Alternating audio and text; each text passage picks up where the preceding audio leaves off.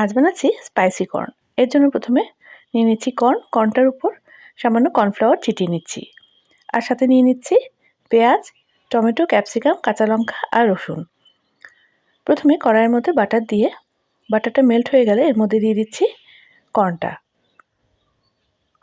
ভেজে নিচ্ছি আর সামান্য নুন ছিটিয়ে দিচ্ছি এর উপরে ভাজার সময়।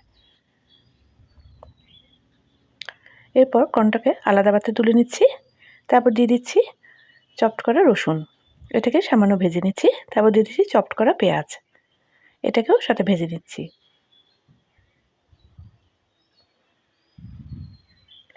তারপর দিয়ে দিচ্ছি কাঁচা লঙ্কা,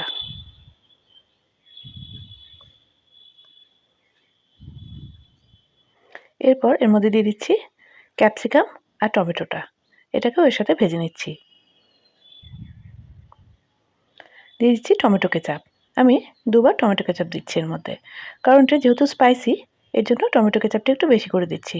আর সাথে দিয়ে দিচ্ছি এর মধ্যে চিলি সসটা দিয়েও এর সাথে ভেজে নিতে হবে। যেহেতু সসগুলোর মধ্যে লবণ আছে তাই আমি আর লবণ দিচ্ছি না। ভাজার সময় কর্নটাতে লবণ দিয়েছিলাম, এখন দিয়ে দিচ্ছি ভেজে রাখা কর্নগুলো, দিয়ে ভালো করে মিশিয়ে দিচ্ছি এর সাথে। তারপর দিয়ে দিচ্ছি ভিনিগার। আপনারা ভিনিগারের বদলে লেবুর রসও ইউজ করতে পারেন।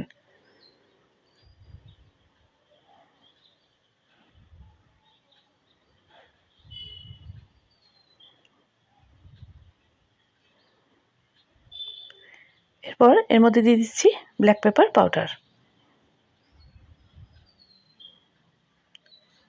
তারপর দিয়ে দিচ্ছি এর মধ্যে অরিগানো, দিয়ে ভালো করে মিশিয়ে নিচ্ছে এর সাথে এগুলো। আর লাস্টে দিয়ে দিচ্ছি ধনেপাতা কুচি, এটাকেও এর সাথে ভালো করে মিশিয়ে দিচ্ছি। তৈরি হয়ে গেল স্পাইসি কর্ন।